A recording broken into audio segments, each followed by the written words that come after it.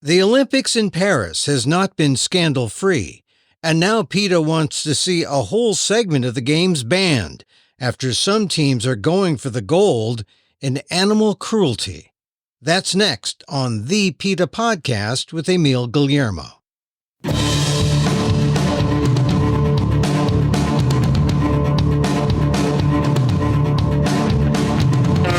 Welcome to the PETA Podcast. I'm Emil Guillermo, your host for this inside look at animal rights, brought to you by PETA, the largest animal rights organization in the world. On today's episode, the opening of the Paris Olympics had a cool-looking metal horse galloping down the Seine River. No animals were harmed. The same cannot be said for the horses in this Olympics equestrian events. Within the first week, there have been 5 instances of cruelty and abuse that have rocked the equestrian community worldwide. It includes a famous British rider whipping a horse's legs inappropriately, one U.S. team member disqualified for blood on a horse's leg, and one case involving the hyperflexion of a horse's neck that gives the neck that pretty but unnatural bendy look in the dressage event. It only comes from hours of cruel training.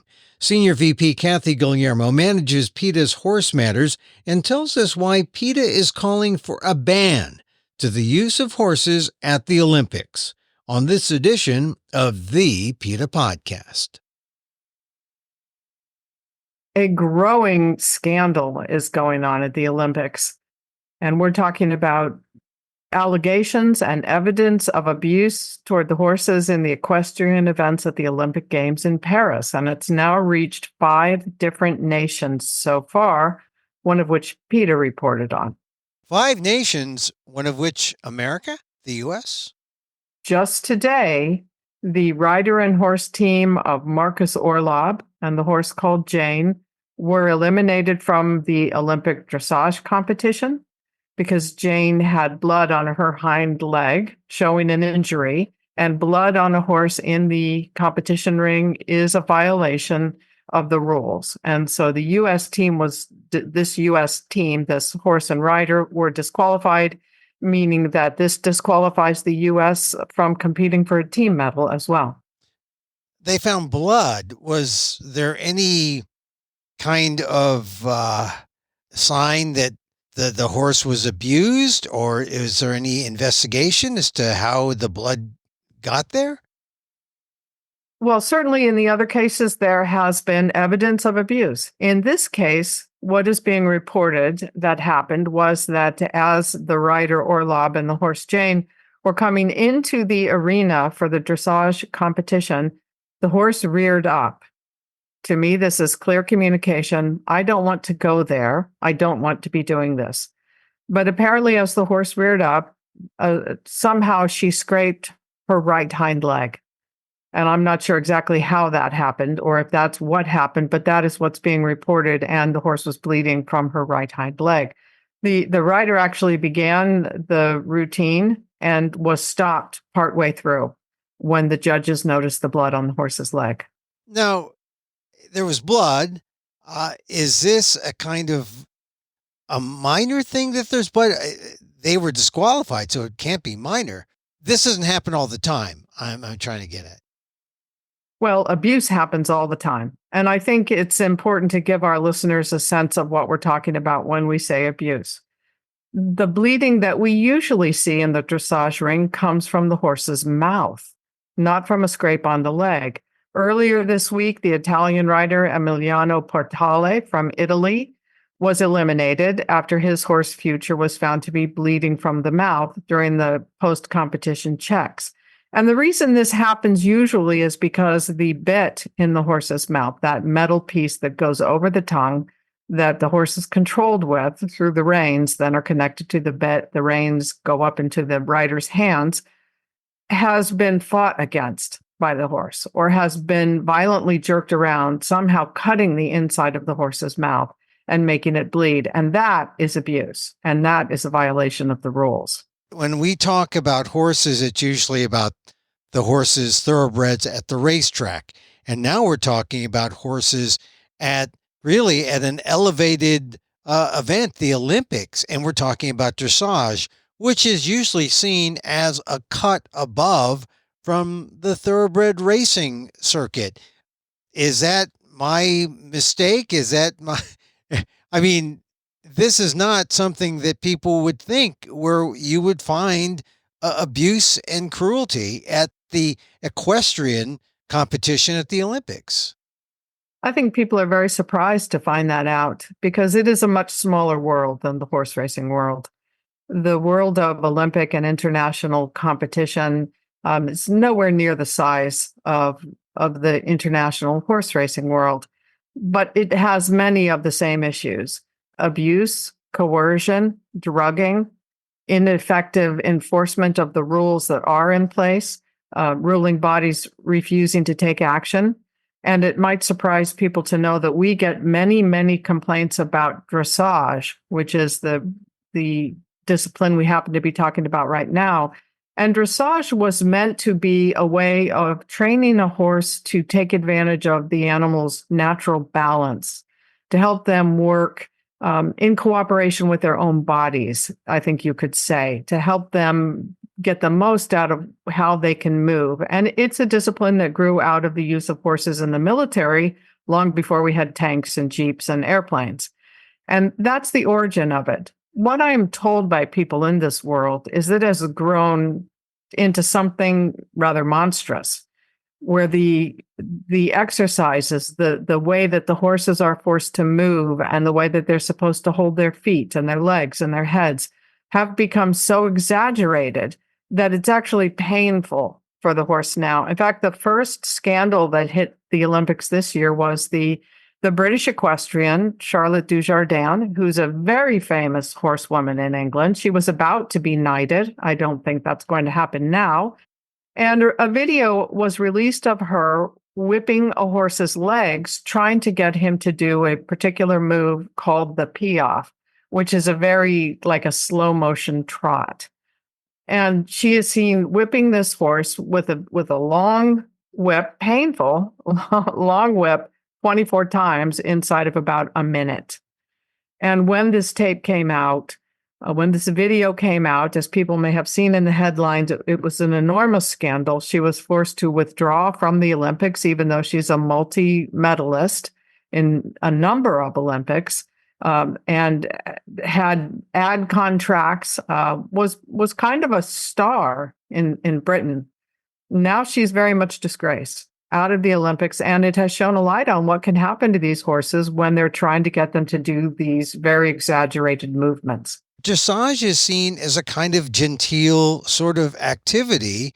People don't expect to hear these sorts of things coming out. Maybe they expected to hear it out of a thoroughbred racetrack because you've done a number of exposés and stories about that.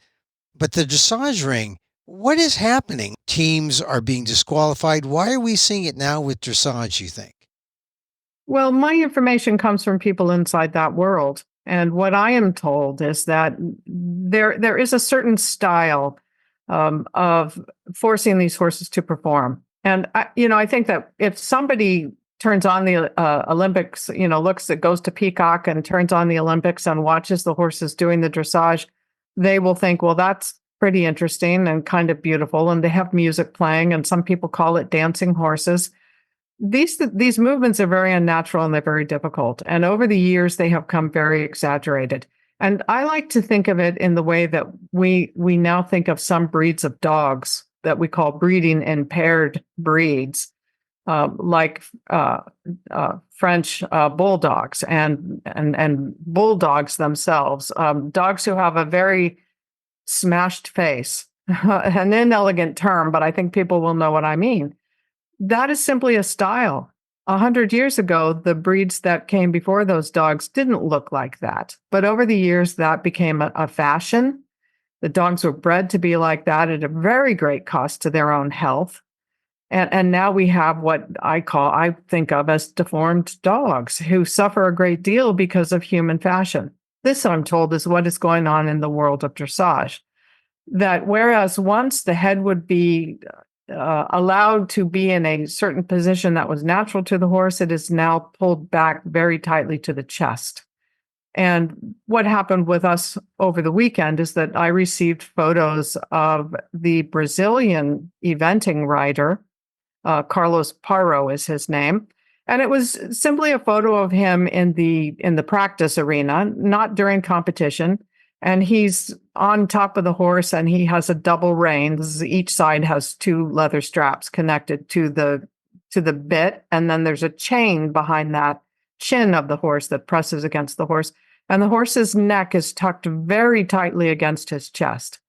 It's like a hyperflexion of the neck. It's called roll cure, is how they refer to it in Europe and here as well. And it makes the horse's neck look exaggeratingly arched. And as it hops or as it walks in a very precise way, it actually looks kind of pretty. So if you didn't know, you would say, oh, that's a pretty looking horse doing, tip on its tippy toes, it looks like, right? You would not know that horse is most likely in a great deal of pain, that he's probably having trouble breathing, because when you bend the head in that exaggerated way, when you arch the neck so severely, it cuts off the airflow to some degree, that it affects the balance of the horse. And horses who have been subjected to this over a period of years will develop bone spurs and other abnormalities with their gaits. It's incredibly cruel, and it's also against the rules. And that's the key thing here. When we were given these pictures, I immediately sent a letter to the International Federation, the International Equestrian Federation. It's referred to as the FEI, the ruling body of the sport, and said, look at this Brazilian competition. Where were the stewards who were supposed to be on site that day? Why was this not flagged? And the FEI, in a rather unprecedented move, issued Carlos Parra a yellow card warning.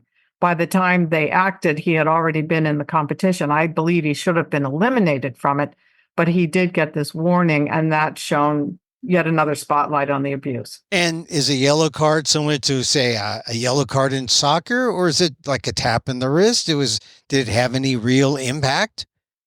It's a little of both. I mean, it did not eliminate him from the competition, but yes, it's a mark of shame. And the stewards told us that they have spoken with the Brazilian team.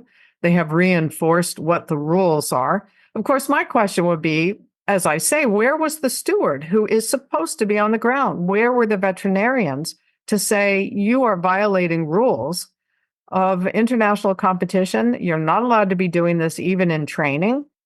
And yet we see again and again and again this ineffective enforcement of the rules that exist to protect horses. But you had this video showing this rider training the horse. How was it training the horse to get it in that exaggerated neck pose again? So the curvature of the neck is so severe that it may look pretty to an observer, but how does it feel to the horse?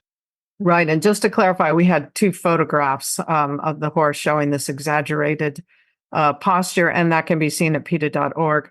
Well, there are a few ways to do that. What we observed in this case was that he's holding the reins very tight and pulling that horse's nose in. So if you have the bit, think about the horse's mouth. The bit goes over the tongue, and behind the chin with these double reins is that chain. And as you pull, the bit pulls the mouth down, the chain pinches the back of the lip there, and the horse is trying to avoid that pain, and so he tucks his head in this very exaggerated way. And that's what causes that in this case. I have seen cases where people force the horses to train with ties that actually hold their head in this position. They'll do what's called lunging, where the horse is, there's no rider on the horse. The horse is on a long line. Someone is standing at the center, forcing the horse to move around them.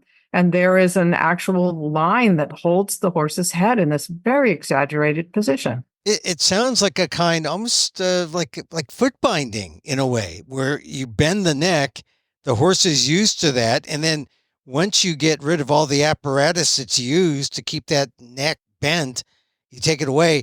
Then when it performs dressage, it's supposed to be more natural and doesn't hurt. Yeah, well, that might be the theory, but in practice, this has become the style. And just to give people a sense of it, if you think about a horse's face, the top of the head between the ears down to the nose, the top is called the poll there, and then down to the nose. When the horse is performing, if you think about that as a straight line, the end of the horse's nose should be slightly forward. So not at 90 degrees, not at a straight line, but slightly forward. But what's happening repeatedly is that the horse's nose is behind that line. It's pulled in closer to the chest. That's the violation that we see again and again and again where no action is taken. But it hurts, right? I mean, the horse is trained to be in that shape. When it goes out to perform its dressage moves, is it in pain? Very likely. It's very likely in pain. I mean, it doesn't really feel good to have your chin pinched, for one thing. And then one of the other issues that we see is that, of course, horses get quite agitated sometimes when this is happening. They'll fight that bit in their mouths. They'll move their tongue around, and sometimes they'll get their tongue over the top of the bit. And this means there's no controlling them. And the solution for some riders then is to actually tie that horse's tongue down to the bottom of the mouth with a piece of gauze. And then we get a condition called blue tongue, where the blood flow is literally cut off from the tongue and it turns blue. Again, a violation. And we see it again and again in competition. And no one calls it. No one calls the infraction. Very rarely. Very rarely. People have looked the other way. The judges have looked the other way. And this is done at the very highest levels of competition. I'm not talking about your Aunt Sally in St. Louis. This is done in huge cities all over the world. And the people who are at the top of this sport, medal winners in the Olympics, have participated in these kinds of activities. And when you see the Olympics, when you see the dressage events, and you see the horses bending their necks, an observer, a casual observer might say, oh, that's kind of cool looking, kind of pretty. But to get the horse to do that took a tremendous amount of pain and cruelty. That's right. That's right. And there are other issues that we've seen too. PETA Germany, our affiliate in Germany, was provided evidence of the Austrian rider, Max Kühner, who was doing something that's known as barring. And this takes place during practice. And these are for horses who jump. So to help people understand, in the Olympic competition, one of the areas is called eventing. And on one day, the horses will do dressage. On another day, on the next day, they may do cross country. And then on the third day, they would do jumping in a stadium situation. So these horses do all of these things. Barring is a practice that's done to force the horses to pick their legs up high so that they don't knock over a bit of fence. If they knock over one of the poles on the fence, points are deducted from that performance. So barring, and this is something that I saw done when I was showing horses in my own small way when I was a teenager. Barring is when, as the horse goes over the jump, somebody takes a stick and whacks the horse on the shins, whacks the horse hard on the shins.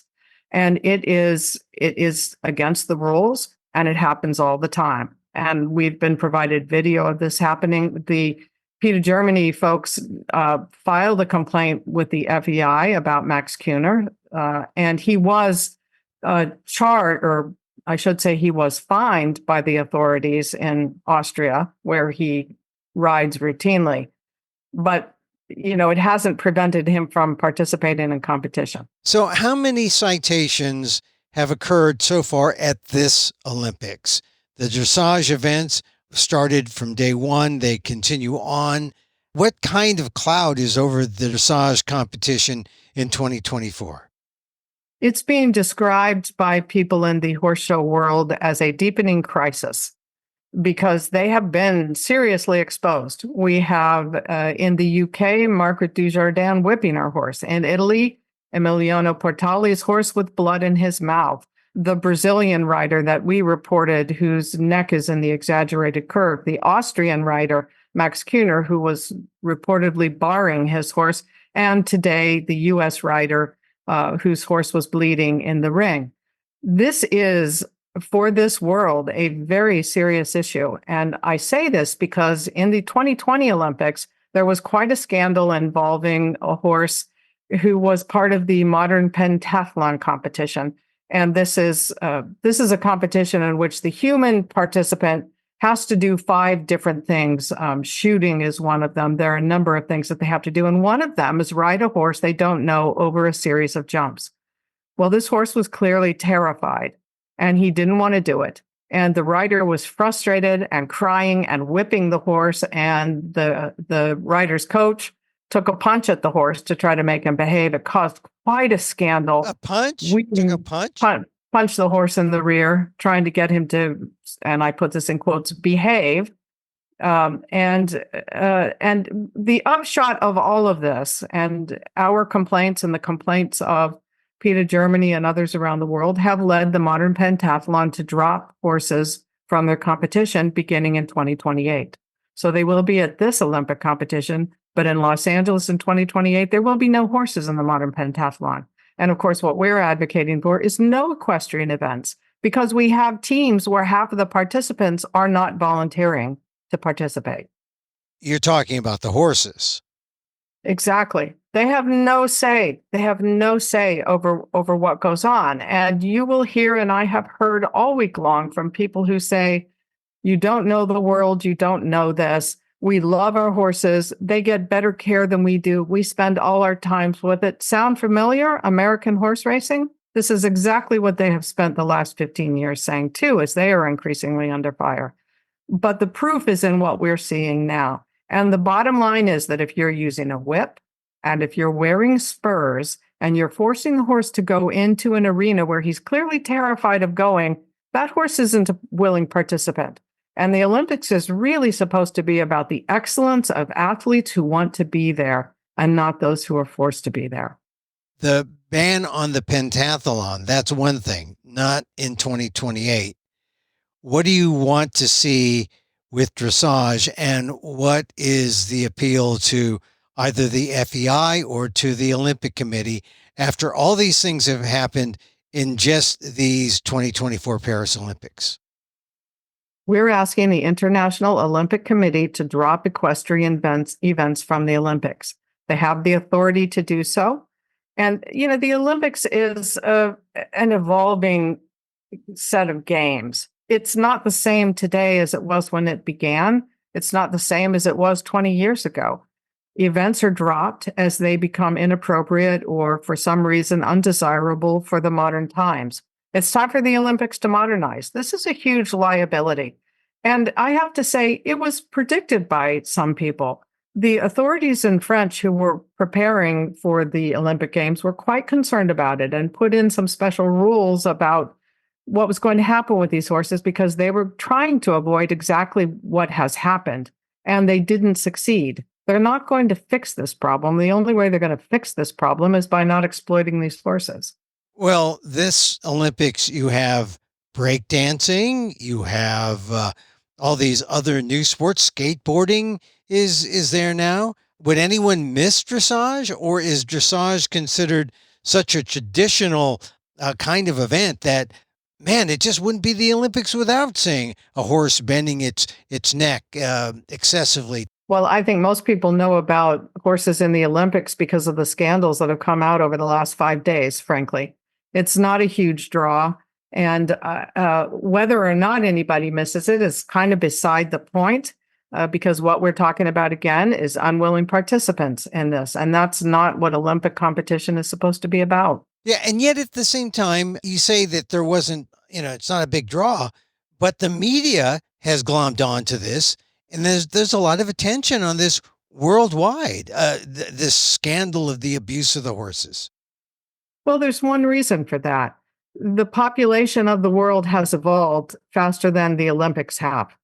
And people don't want to see horses abused or suffering or coerced or subjugated to do things that they wouldn't normally do with their bodies simply for human entertainment. We're past that now. Ringling Brothers is gone. Its elephants are gone. And one of the comparisons that was drawn when the Charlotte Dujardin video came out of her whipping that horse in the legs 24 times was compared to the old style whipping of elephants in a circus.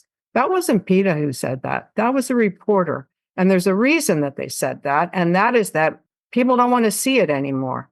They don't want to see it anymore. How do you excuse whipping a horse? How do you excuse jabbing them in the sides with your spurs and forcing their necks in that unnatural position and tying their tongues down to their necks and hitting them in the shins when they go over a fence? It can't be excused. And apparently it also can't be stopped. How successful do you think you'll be in terms of stopping or ending dressage at the Olympics? So maybe this is the last Olympics with dressage? It's just a matter of time. It's a matter of time. The public has already made its wishes known. You can't abuse an animal for entertainment anymore. You just can't do it. And for those people who say, you don't know our world, we know enough of it. We know enough of it from what we've seen. When you see somebody whack a horse in the shins and whip them, and you know that this goes on every single day, and the sense of what is right and what is wrong has been twisted by those who are in charge. And I know how that happens. I know there are young people who love horses who want to participate in these events because I was one of them. And you go into this world and you're young and naive and you accept what people tells you. And it's a long time before you can listen to your own heart and your own sense of what's right and wrong and realize this is very wrong. But the public is way out ahead of them. Could the sport have thwarted this just by enforcing its rules, or is it too late? I predict that's what we'll hear. We'll hear from, in fact, we heard from someone this week who is an Olympic medalist talking about ending the violence in dressage. And this is a person who's been implicated in scandals involving drugging of dressage horses and that hyperflexion of the neck. So the very people who are going to say we need to clean it up are the people who've done it. So they can start with themselves. Perhaps they could have delayed this a bit, but I think the handwriting's on the wall here. The end of dressage. Not only dressage, because we have to understand they're also jumping and they're at the moment part of the modern pentathlon that will end. But all of these events where half of the participants didn't sign up for it need to go.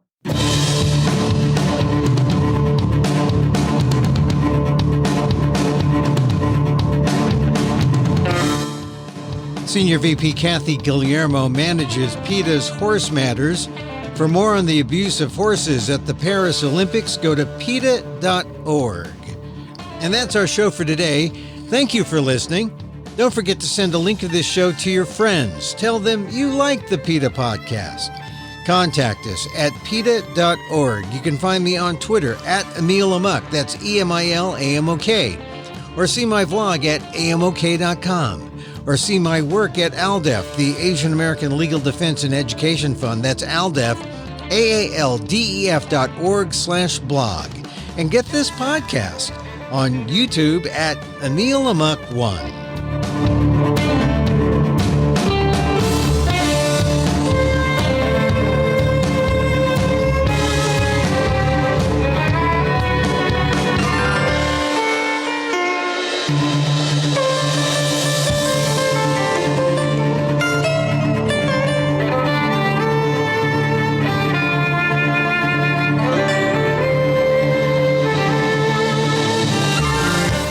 Once again, thank you for listening. Check out all our episodes on your favorite podcast app or on Apple Podcasts, where you can subscribe to as well as rate and review the show.